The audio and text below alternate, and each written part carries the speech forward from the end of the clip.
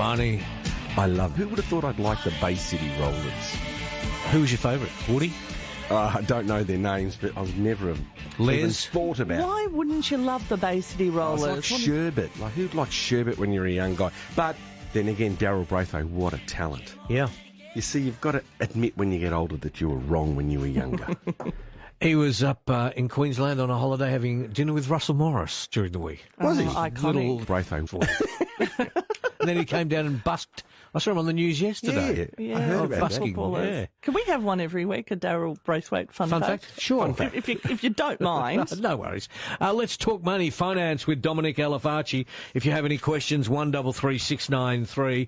And, well, what about the markets, Dominic? Quick market update. There was a relentlessly strong rally in big tech auctions positioning and bets on the Fed Reserve's pause following mixed or mediocre job information that came out, and they're putting the US stocks on the verge of a bull market. Down under, Philip Lowe will probably increase interest rates by 0.25% again because of the increase in wages, which is good for people who need money because you can't live without money, or it's very hard to live without money, I should say.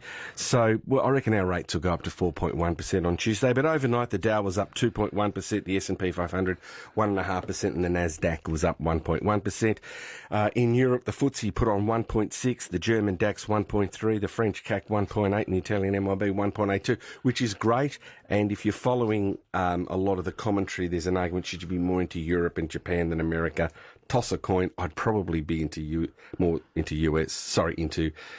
and Japan rather than America, because I think America's just accelerating it a bit too high. But that's a debate for another day. Gold was down 1.5% at $1,948.19 an ounce. I think that's a fair price. Brent oil was $2.7% higher at $76.30 a barrel. Iron ore was up 2% to $104, which is great for our exporters, especially if the A dollar's only 66 cents. The SPI futures are up 76 points this morning at 7,229 following yesterday's effort, where our market put on nearly 0.5% to 7,148, and Bitcoin's up at about 1.3% to $27,247 US. Another shorting opportunity. You know how much I dislike Bitcoin. Yes, exactly. We've got some calls already for you, Dominic. Julie, good morning. Good morning, Darren. Yes, I've got a question for Dominic. Yep. Hi, Dominic. Hi, Julie. I'm 64. I've got my super. I'm still working 25 hours a week. Yep. My husband passed away. His super has come through to me in cash. Right. Now, I was thinking of spreading it. I'm just a little bit wary of putting it all into super, so I was thinking of putting some into super to mine, add to that, and put the remainder into a good term deposit. Westpac, I've got one at the moment, 4.35 for 12 or 24 months. Yeah, Julie, you shouldn't be worried about putting your money into super because theoretically you can buy a term deposit inside super, so it's just a tax shelter. If you leave your details off here, I can get someone to talk to you about the options. But in essence, superannuation is like a shopping trolley rather than another sort of shopping trolley. It's one that's got a little red sticker on it. So when you go to the checkout... What does the sticker say? You pay less tax. Ah. So if you want to put a term deposit in your basket of investments, when you go to the checkout, instead of paying the GST on most of the items... It's tax-free. Well, you get a little bit of a discount, or you get probably 50%, if not 70% discount. Whereas you use the ordinary money trolley, like your term deposit, when you go to the checkout, you put your term deposit in there, and you might put your shares or your property or whatever else you want. Yeah. You pay more tax. So, look, leave your details off here. I'll get someone to talk to you during the week. Hold there, Julie. I'll put you back to Brunwyn. To Frank, good morning. Well, good morning. Frank. I'd like to find out the threshold for the amount at which you lose or gain the Commonwealth Seniors Healthcare Card, please. Okay, I think it's just changed, Frank, so let me just look it up. I thought there was talk about that, yes. Yes, I don't know the new limit. Seniors Card, I think it has gone up. This is the Commonwealth one, isn't it, you're after? The Commonwealth one, Health Card. It's quite generous. It's an income-based system, so the eligibility... here we go. healthcare card eligibility. Hurry up, Mr. Google machine. It's spinning. It's spinning. Spinning. Here we go. It's significant. So it's 90,000 for a single person and 144,000 for a couple from November the 4th, 2022. I do believe it's gone up a little bit. So the old rate, it hasn't come through the new rates. So if you earn $90,000 a year and you're a single person, you get the Commonwealth Seniors Health Card, and if you earn $144,000 for a couple, you get the Commonwealth Seniors Health Card. And there's a special way of calculating what that income is.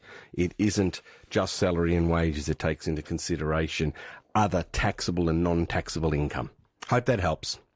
So I got a small allocated pension, so that would come into it too. There's a special calculation for the amount of that income that you receive from that that asset that's called the allocated pension. You're not working, are you, Frank? No. Well, if you're under 90,000 and you're a single person, it looks like you'll be getting the healthcare card. Well, there was a couple, so it sounds pretty good at 144. Yes, correct. Yeah. Okay. I'm just a bit concerned about that allocated pension thing. It doesn't apply as it's tax. It's non-assessable as far as tax is concerned. Correct. If you've got an income stream, the amount of money inside that basket I was just talking about at the supermarket before, any earnings, rent you get from it, distributions, bank interest, or whatever the sort of value that it grows by, even any capital gains, is not taxed at all on the first 1.7, nearly going up to $1.9 million that a person can have in super once they've retired and they're taking out an income stream. Now, the income you take out of your shopping basket, that is also tax-free. Thanks, Frank, for the call. More calls coming up. Dominic is here from collinshouse.com at 9 to 10.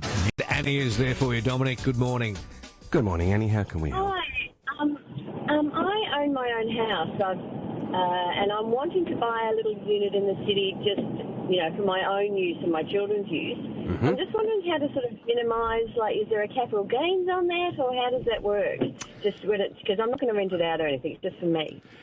If you'd like to take advantage of the capital gains tax exemption for the principal residence, you could buy the property in the name of one of your children, so that down the track, or they can do it jointly, down the track, if they do sell it or you sell it, the family will have a second tax-free windfall. So have a family meeting to discuss whether that's appropriate, and if you think, if everyone trusts each other and you can get a little contract drawn up, that the Bank of Annie might be funding it for one of your children, and it just saves. There's got to be a lot of trust here, and I'd have a little document done with a lawyer just to make sure it's all okay in case there's family law issues down the track. You want to protect your family, and I'm not saying that your kids won't do the right thing, but yes, you can do it, and I'd probably take advantage of the capital gains tax-free family residence option.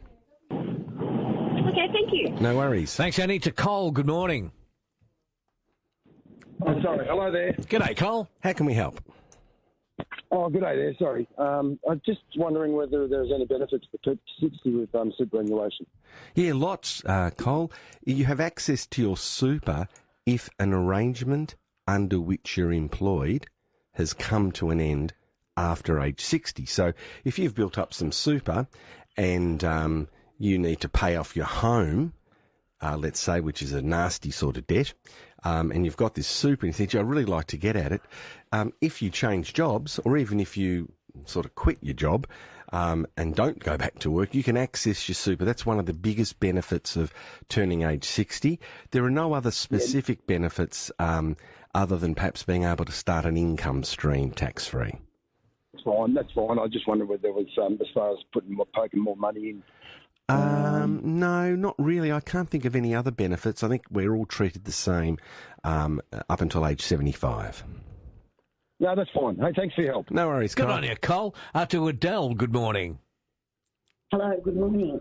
I was just ringing up. My husband passed away in October, Adele? and I've been trying to claim his super, and they keep on giving me excuses of why they haven't paid it.